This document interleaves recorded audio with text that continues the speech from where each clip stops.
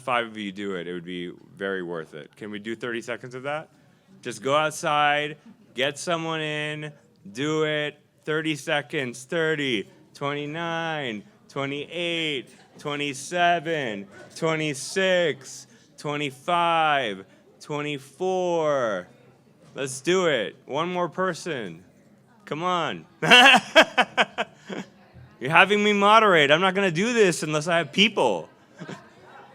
Come on, come on, come on. Everyone in, everyone in, everyone in, everyone Drag him in if you have to. Everyone in, everyone in. Come on.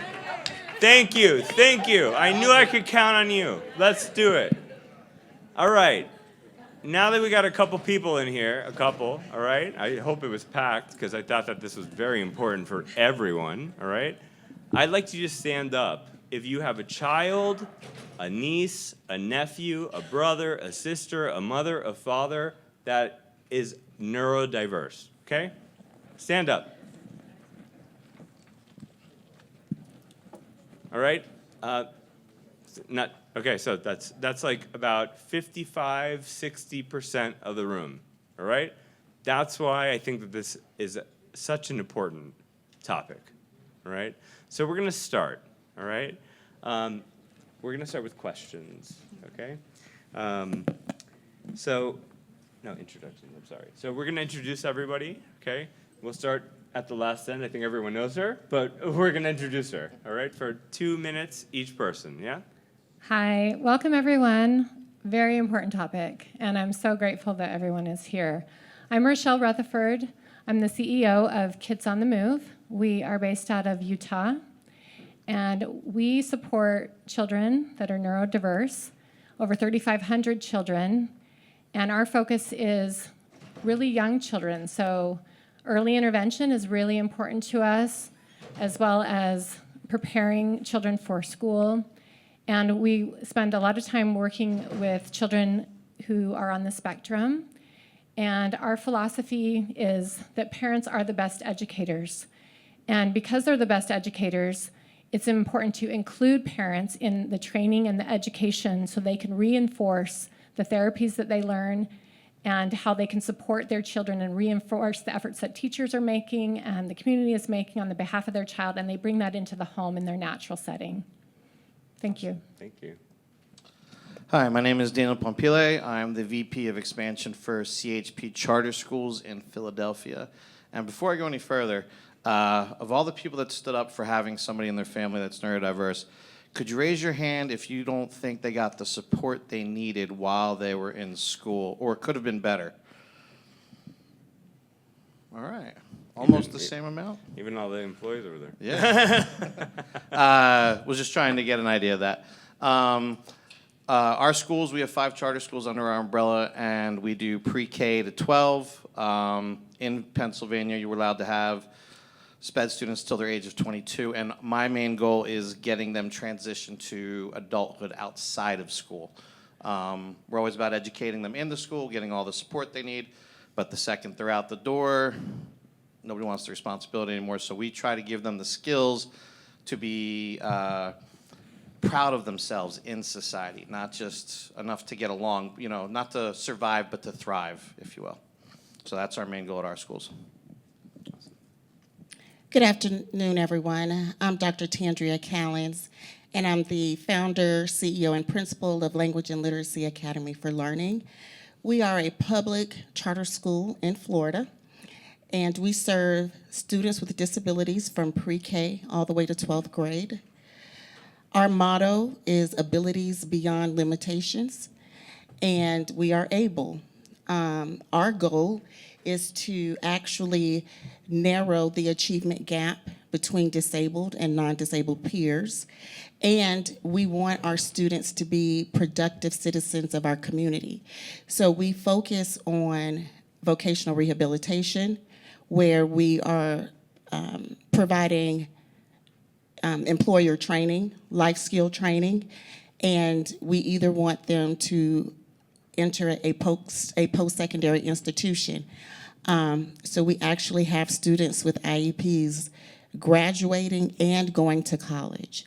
And so that is our goal, and that is our mission. Thank you. Hi there, I'm Susan Winter. I gave a presentation yesterday, if any of you were here, about the battles that my husband and I had for our son, who is neurodiverse. My journey into our work, which is publishing, authoring and publishing curriculum programs specializing in soft skills, so that includes executive functions, study skills, social emotional learning, English language arts. My journey into that work came out of my own struggles in school and trying to figure out how to hack my way through. And I figured it out, and we were able to turn it into a curriculum program. It became a much deeper journey once we had the struggles with our son. So I come here from my personal experience, myself as a struggling student, my son, and then working with by now probably thousands and thousands of students.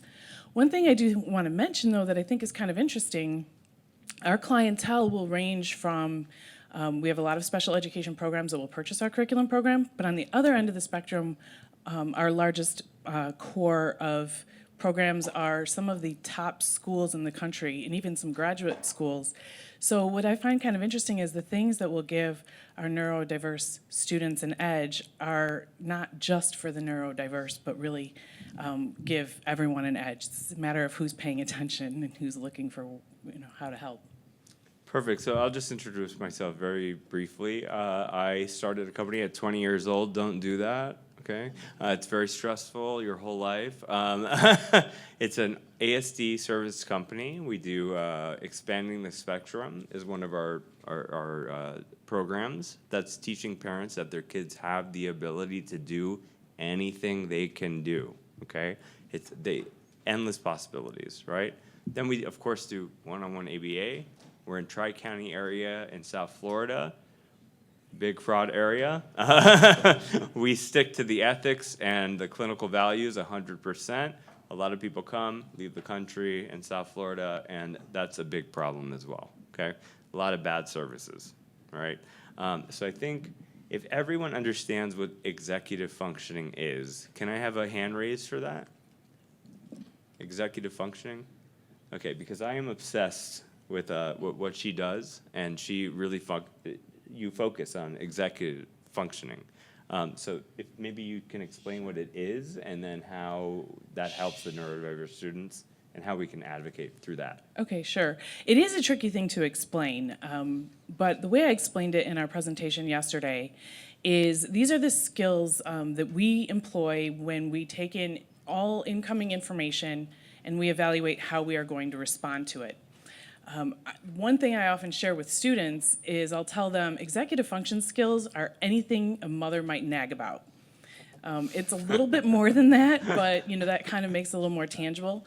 But it is how we make our decisions throughout our day, evaluating what's coming in and how we're going to respond to it in terms of what we're going to do and what order we're going to do it, planning ahead, how we regulate our emotions.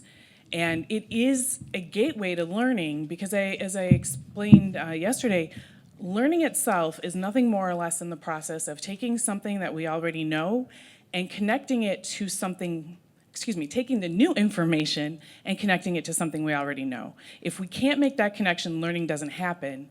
And it's the executive function that's why it's so critical to learning, is because we need that piece to be able to appropriately evaluate the new information and then also appropriately evaluate our prior experiences to make meaning and to try to forge a connection. So it's a critical link in the learning process. So basically, executive functioning training should be in every school, probably in 3rd grade, right? This should just be a fact, all right? Because we are talking about things that kids are not learning, right? We're talking about neurodiverse kids that do not have the skills that our regular kids have, right? No kid is regular. We're all on the spectrum. Raise your hand if you think you are. I think we are, all of us, on one spectrum or another, right? So the question is, should executive functioning, and we're going to talk about this at the very end when I get the 5-minute sign, we're going to talk about how do we fix this, right? So this, I'm going to move on, right? To Dr. Tandria Collins, and it's a little bit political, okay? So keep your personal political opinions to yourself, but we're gonna talk about what happens if this happens, what happens if this happens to the neurodiverse students in mainly, I would say, public schools and charter schools, correct? So if the Department of Education gets completely dismantled, all right, raise your hand in here if you think that's good. All right, so then we're all on the same page. Great. We all love the same person. We hate the same person. Good. So I would love her to explain why the Department of Education is so important and why she is concerned about what's going on in the government right now, because the neurodiverse students may lose everything. We don't know what's going to happen tomorrow. It could happen in 48 hours, right? So I would love for you to talk a little bit more about that, and then we will not talk about anything more political after that one, okay? So when we were going through the process of getting our questions together, Brett emailed me and he said, "Is this political?" And I said, "No, it's a legitimate concern. If we are servicing students and we are doing the best for students, definitely, I guess, having confusion of what it would look like in the future. As a public charter school, the threat of possibly not receiving Title I funds, or the threat of not receiving IDEA funds, or not receiving the National School Lunch Program funds.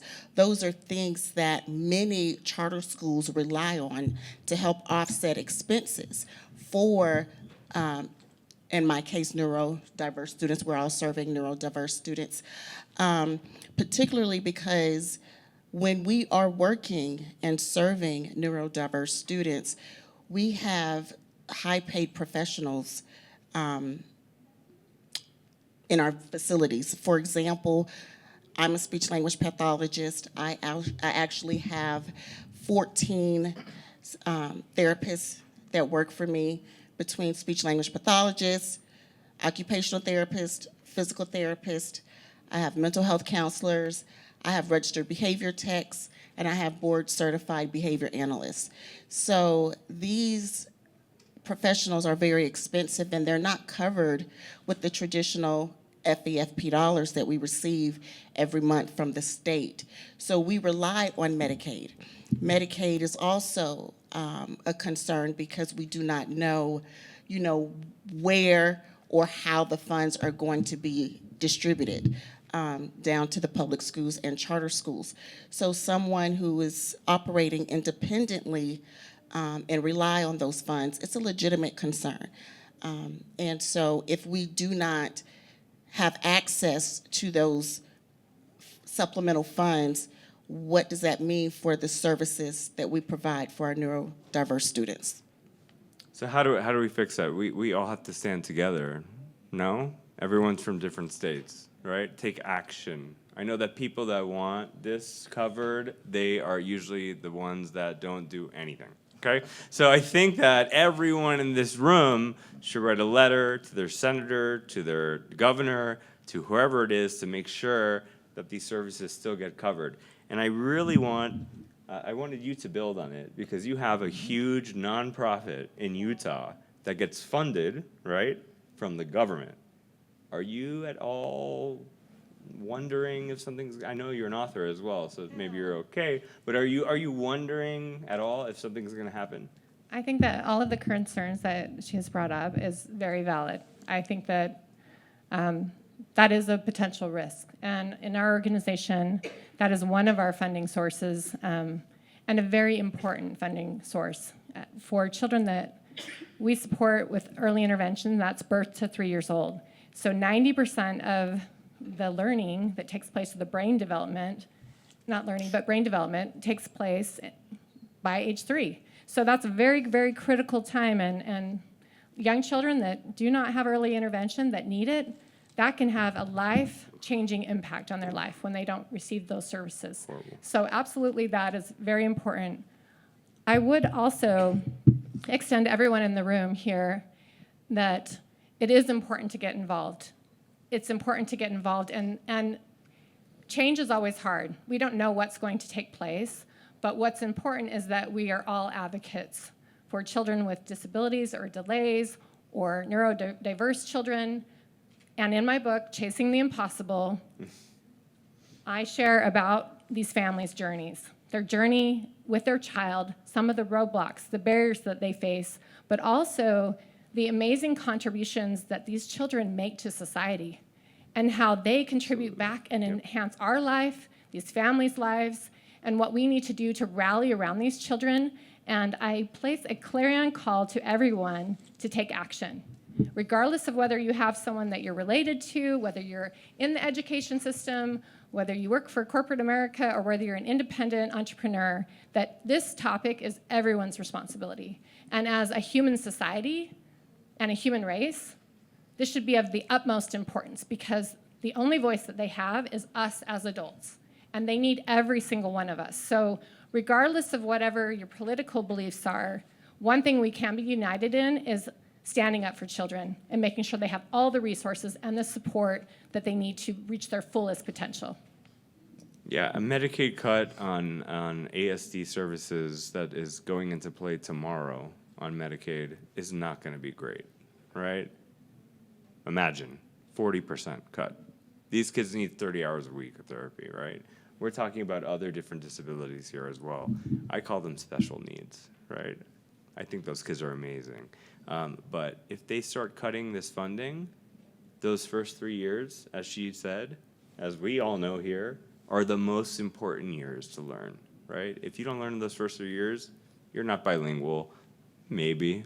Maybe you speak Spanglish and English, But those first 3 years, if they're gonna start cutting 40%, imagine what will happen.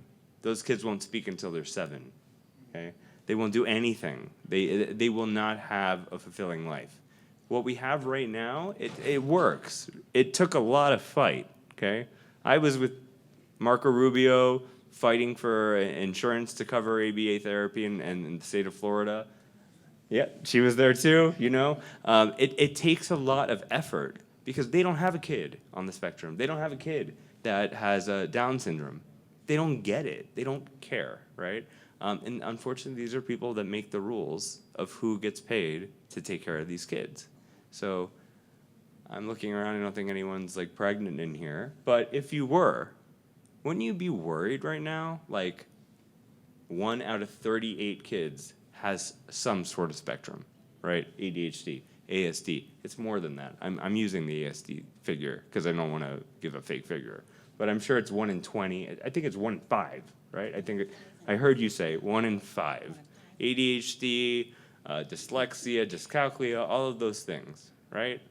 If they cut funding for that, those kids will never do anything. It will cost the government. It will cost all of us money, taxpayer money, unless we get rid of the IRS, right? But either way, right? My next question is going to go to my buddy here, Daniel, right? So he is vice president of running charter schools, correct? Yeah. I wanted to get your opinion on this, if you have felt any effect at all yet. Sure. We haven't felt too much of it yet, but I have to be honest, it keeps me up at night. Yes, yes, that's where I'm going. Yeah. And not only, so between our schools, I've got a little over 2,200 students. 520-ish are special needs. And if Title I, school lunch program, CA, CFP, if they all go because our new, whatever you want to call them, decide, I heard $12 billion is being cut just to school lunches alone. And I'm in a not so great part of Philadelphia. When my kids leave on Friday night, some of them don't eat till Monday morning. And you can't grow physically or mentally if any of that's happening. As of right now, I'm starting to see grants that we usually used to get, or I would like to apply for, starting to diminish, get smaller, more hoops to jump through to get them. And not only if you do get them, the maintenance you have to do to keep proving that you're using the money you're using it for, instead of just working with the kids. I spend, I'd say, 20% of my time just trying to prove what we're doing instead of actually working with the students. And thank God I have amazing faculty that, they do what they need to do and they spend the extra hours, the ones that are there at 6 in the morning till 6 at night. if it wasn't for the amazing work of the teachers and administration especially, I've got great administration, doing so much with so little sometimes. They make it happen. And unfortunately, the solution seems to be sometimes just grit and tough work. If the money disappears, if the benefits start to disappear, the teachers and the admin just step up and make it work no matter what. But it shouldn't be that way. It should be whatever the students need, they get. These are the ones that are going out into the workforce next. Special needs or non-special needs students. 1 in 5. It's everybody. Yeah, 1 in 5. So, but 100% of these people are going to be adults, you know, calling the shots in the future. So all of them need the best education possible. And the more red tape and hoops you have to jump through, we have to advocate to, you know, make sure that that doesn't happen anymore. So. Okay, big question for everyone that's falling asleep, right? Question. Your biggest, yes. I don't know if this is the right spot, but It's okay. I'll ask that later. I mean, I worked in special education for years. For 20 years as a special ed director. And prior to that, I was a special ed teacher, and my specialties were dealing with emotionally, behaviorally disordered kids, including kids on the autism spectrum and any other population. I think what I hear, and this is what I want to say, is there's a short-term problem and there's a long-term problem. Correct. And what happens, what I see is people are, our discussion, what is our discussion today? The short-term problem or the long-term problem? So- Which is the most important thing now? My, And my, what yeah. alternatives do we have to shore up that funding So stream? I'm going to go there, okay? So this is my next question. If you own a business where you have payers, okay, raise your hand if it's from the government. Medicaid, Medicare. 1, 2, 3. Not really. Okay. No, you're good. You're private pay. That's awesome. Anybody else? Raise your hand. Or insurance. Yeah, private insurance. Private insurance? Where we just saw the United Healthcare CEO get shot? Yeah? All right. There's a lot of problems, as you can see. There's a lot of downturn. And I wanted to kind of get into that, right? The short-term problem, we're seeing it right now, okay? The CEO of United Healthcare is murdered on the street of New York. That's a short-term.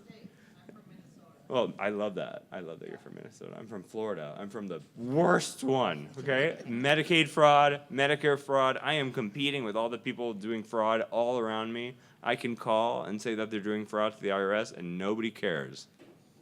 And you know? So I think I want to ask everybody here, right? Nobody here is in the fraud business, right? But how hard is it to compete in your state when you know that there are companies around you that don't do half of what you do, charge the same amount of money, and those kids never advance? What is the solution? How can we collectively, right, get those kids out of those centers where they go for 8 hours a day, touch blue, touch blue, touch blue, touch blue. They walk out, the mom says, what color is the sky? They have no idea, right? And they do that for years. So how can, and that's an example of ASD treatment, bad ASD, robotic, right? Everyone here is working with different disabilities, different special needs, like I say. So I wanted to ask the panel, and trust me, I'm like ad-libbing, totally. I just wanted to ask the panel, and then I want to ask some questions if anybody has any questions so we can build on it. How do you feel, and what do you feel is the ethical way to go about reporting companies that are bringing in kids for 10 years and teaching them nothing? How do you ethically, right, get that kid out of there? How do you know that those places are around you? You know that they're not doing anything, right? But they're charging and they're making more money than you probably, right? How do we focus on that, and how are we able to inform law enforcement, inform the government, inform the payers that are paying them more than they're paying you, even though they're doing nothing? maybe not in your state, but you know that there are fraud companies in your state. How do you feel about that personally when you have worked so hard in your life from your heart, right? We all do this because it's from the heart. How do you deal with this emotionally when there's companies around you messing it up? What do you do? Do you report them? Do you write a letter like I asked? What do you do? Yeah. Well, I think that the power is in the parents. The power is in the parents, the power is with the data, and building a reputation in your community that you have compassion and that you care about children. And the reason that I say that is because the most powerful, impactful stories come from our parents. When you see a parent that has struggled with their child, where a child's nonverbal, and all of a sudden that child tells their parent that they love them, there's no more powerful testimonial than that. That's the best one. So as providers, when we help create an opportunity, a platform, a place for parents to vocalize what these services mean to them, how that's empowered their child, how that child has grown, and they have reached those milestones, and you can see the joy and the love that takes place in that family. I mean, to me, that is the most powerful antidote to corruption, is to show them what is good, what is great, have that communication go out into the community. We create a platform for parents to speak to each other, to talk to each other, and that force for good cannot be messed with. That cannot be derailed.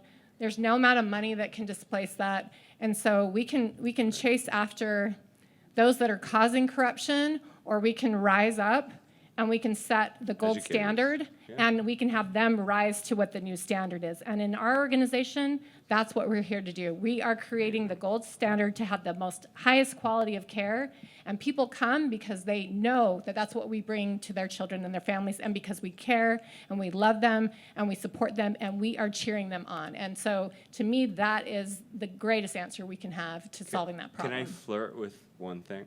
Yeah. If mega, investment bankers from New York City on the 84th floor, they've never met a child on the spectrum, they've never met this, they've never met that.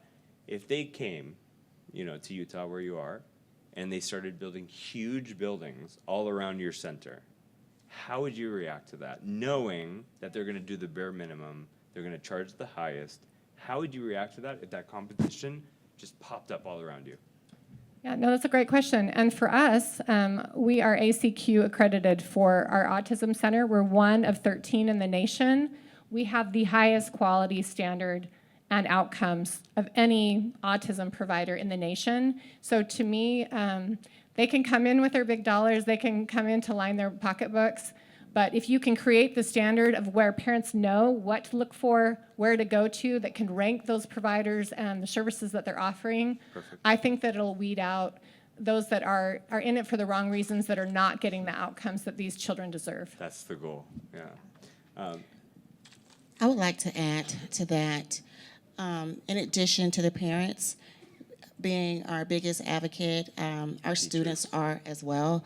We make it a habit of including our students as part of the IEP process. And so we started, so traditionally it's around age 14, but we start at the elementary level, and we ensure that our students know what's going on with their individual education plan, and so that they are able to advocate for themselves. Whether they are a student at Language and Literacy Academy for Learning or not, if they transfer or go anywhere else, at least they are empowered and they know what their IEP says, and they know when they are or not receiving the accommodations or the services that they need. I do feel like our focus, the work that we do is so involved. Like, I really don't have time to focus on my competition, if there's any out there. But we're accredited. Yeah, we're accredited as well. And so the operations and the work that we do, and when we focus on our kids, that's the most important thing. And each of our students, they have a self-advocacy goal in their IEPs, because we want them, when they leave the doors of Language and Literacy Academy, that they understand what they deserve when they're not there, when they're working, or when they are at a post-secondary institution. Awesome. So I want Susan. I was gonna say- Oh yeah. Go ahead. And then I'll go Richard Branson, CEO of Virgin Everything, has a great quote. He likes to train his staff to go anywhere but treat them well enough to not and stay with them. One of the things we love to do is try to get the kids so they can go anywhere in the world, but we actually end up hiring them and keeping them with us. I just hired 2 graduates last year to work in the cafeteria, and one of them is one of our new administrative assistants.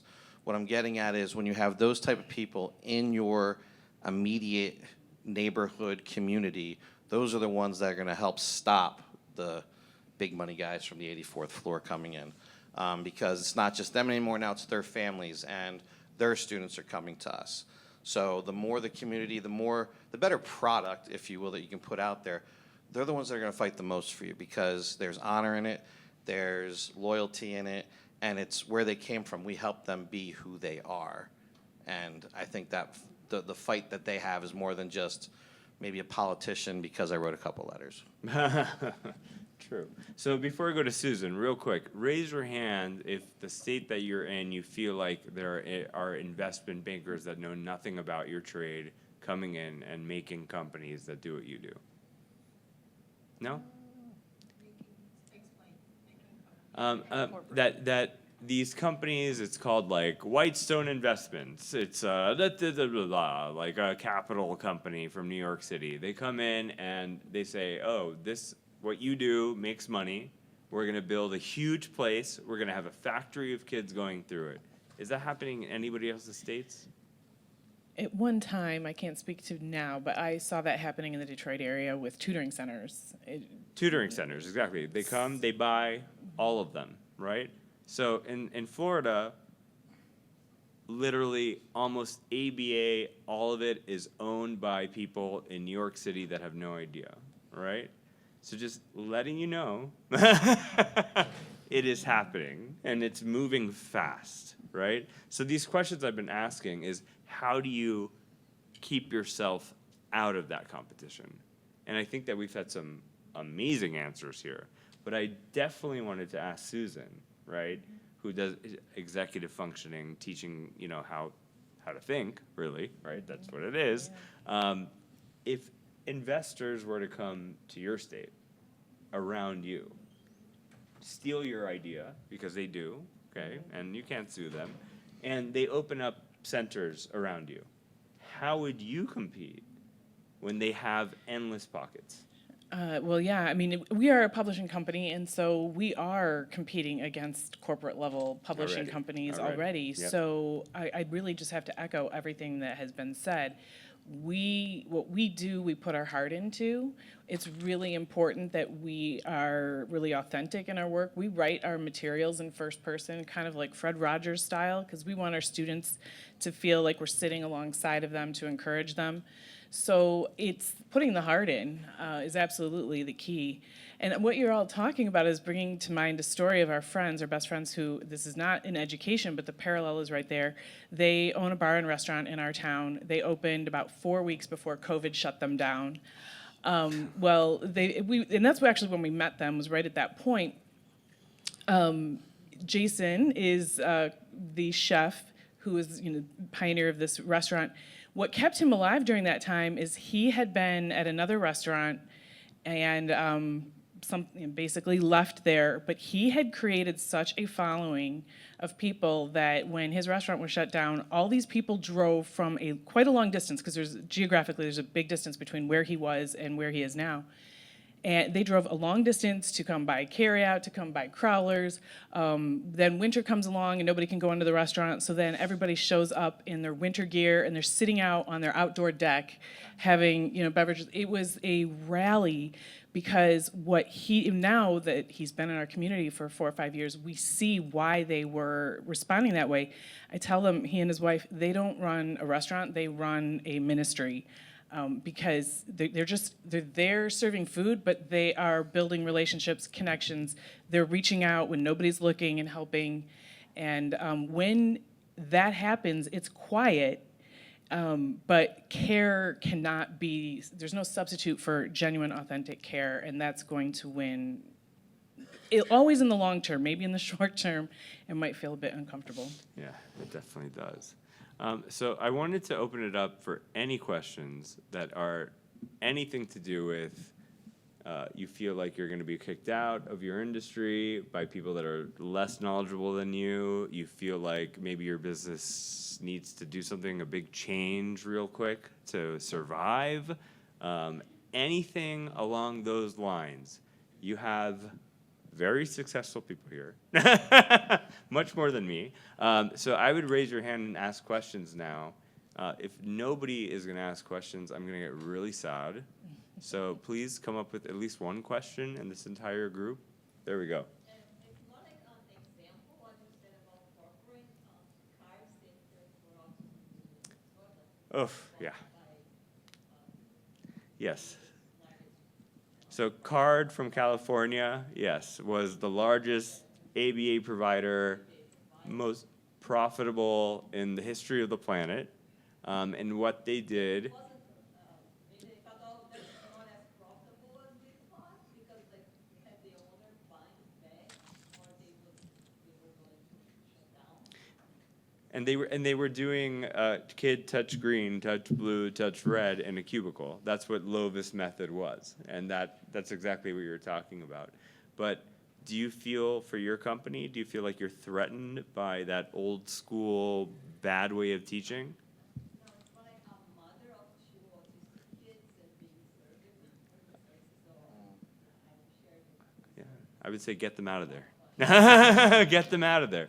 Naturalistic teaching is the way to go. I think everyone here can agree with that. No matter if it's ASD, if it's ADHD, it doesn't matter. You have to teach them in the location that they're going to actually generalize it. Okay? You can't put them in a cubicle because they don't understand when they get out of the cubicle what real life is, right? That's a big thing. And there may be some people in here in this audience that own cubicle companies, okay? Maybe you should knock down 3 of them and make a fake kitchen, right? So that the kids can learn how to use the kitchen in their house, right? Make a bathroom over there so that they can learn that. I'm sure in your place you have all of that, right? So this is a great group to ask questions to advance your business, right? But nobody seems too interested. Okay. Yep. It looks like a very diverse audience up here as subject matter experts. I want to go into the funding piece. And let's talk, I don't know how many can do it, but let's talk about the funding piece. If someone is a company and they want to invest in a product or service with you guys, I don't know exactly what I'm trying to say, but I don't got it. I think I understand what you're trying to say. So if you have a company and you would be willing to like kind of have services from your company being done in one of our areas, that's a very interesting question. The twofold is, it's all about the funding. Correct. So the two-part is coming in, we collaborate a partner, but at the same time, how do we do reciprocity in the process of figuring out Gotcha. what I need, what you need, and we bring it together? So this group, I believe, is 75% Medicaid. I think for no, 60, 50, 50, 0 Medicaid, right? 0 Medicaid as well. Only United, Blue Cross, all the private insurances because I don't want to mess with the government. And now everyone sees why, right? I was 20 when I said that. Anyway, I think that's a great question to ask them. The payers, how do you deal with that? Would they be able to have some of your staff work in their places? That's a great question, because that's about collaboration, right? And that's the goal. Now, let's see what we think about it. Yep. I'll take a stab at it. So our organization, I'm very it's important for me to have diverse revenue sources that come in because as we can see, you can be relying on one source of revenue and that could completely shut down your organization. We are a 40-year-old company and we have multiple sources of revenue. So we have private pay through parent fee-based services. We have Medicaid. We have federal funding from the federal government. We have state funding, and we also build private insurance. And we receive donations because we're a nonprofit. So for our organization, we're absolutely interested in collaboration, and we are interested in inclusive and comprehensive care for children. And so what that looks like is education, medical in the sense of therapy, diagnosis, mental health, physical, speech, occupational therapy, and bringing also family support services that supports the family. So we're looking at education, medical, and family support services. And we are building a new state-of-the-art facility, a first of its kind in the world, to support children with disabilities and delays. And we are actively going after those that can actually donate to this cause and build this new center that can be a lighthouse for the world of how you can replicate this model in your own, in a different country, but also in the United States. And we also have an interest in opening up our expertise and our knowledge to also help other organizations who may offer one component. Maybe they offer ABA services, or maybe they have a Head Start program and they want to be able to offer maybe respite care for parents, that have children with disabilities, or any part of what we offer. We're really unique because we have multiple programs under one large umbrella, which is unique to us, and we haven't found another organization that's like us. But I would say for us personally, we are very open to collaboration and working out a way to work together so that we can offer the very best services for parents. And how we decide to move and grow is feedback from parents, because to us, where are the gaps? If there's gaps in education, how is the model not working? And how can we work together to bring the best solution possible? And I'm not saying it's good or bad in any state. It's just what are parents needing for their child, and where can they go for services? And if they can't find what they need, let's concentrate on filling that gap and bringing solutions. And so that's what we're about, and we are open and happy to collaborate in any way. We are too.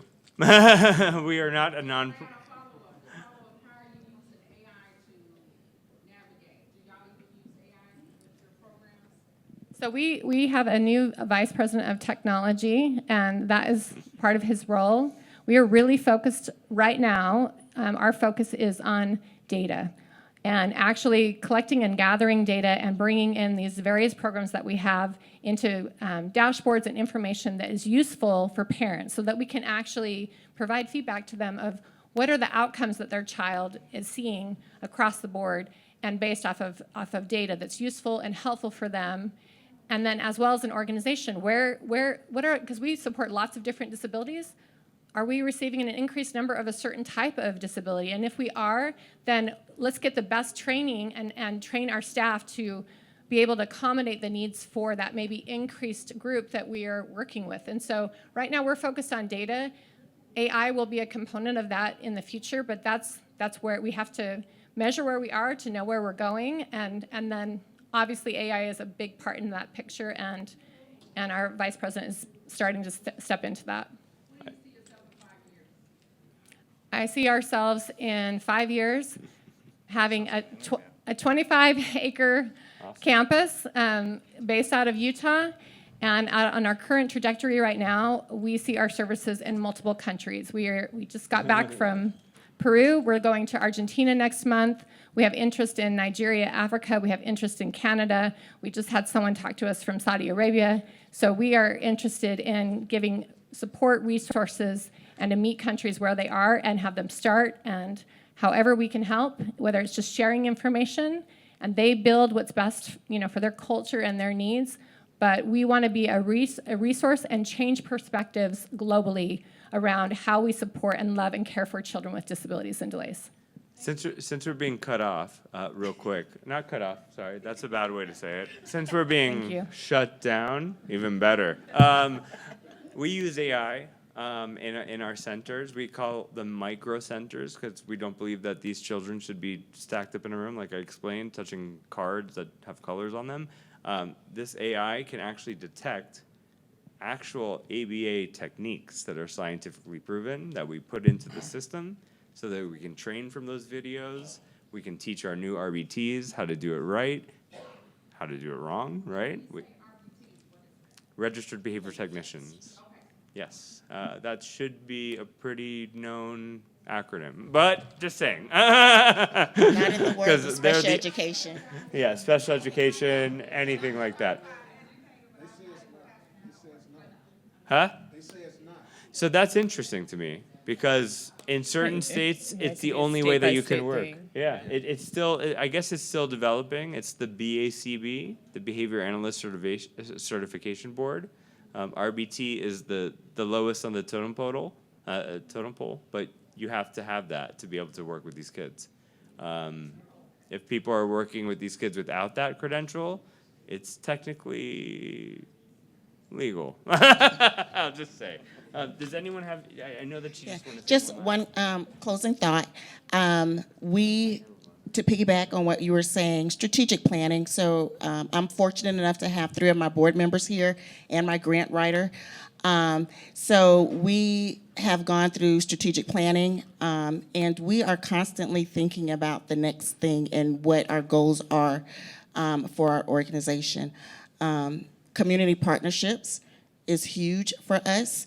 Working with the community, working with the local businesses helps us as well. So as we continue to navigate the short-term and the long-term concerns for working with students with neurodiversity challenges, those are areas that we will continue to strengthen and broaden community partnerships, businesses, and continually working with our board of directors. I also think every company here has an amazing company culture, okay? And I think that saves everything. That saves your employees from leaving, that saves everyone, that makes everyone actually feel like they're part of the company. That we didn't talk about company culture much, but I'm pretty sure that everyone sitting here has an amazing company culture. So if your business doesn't have some cool stuff like company culture, I think that's a good advice too, piece of advice to keep employees in this industry. All right, that's it. Thank you. Thank you very much.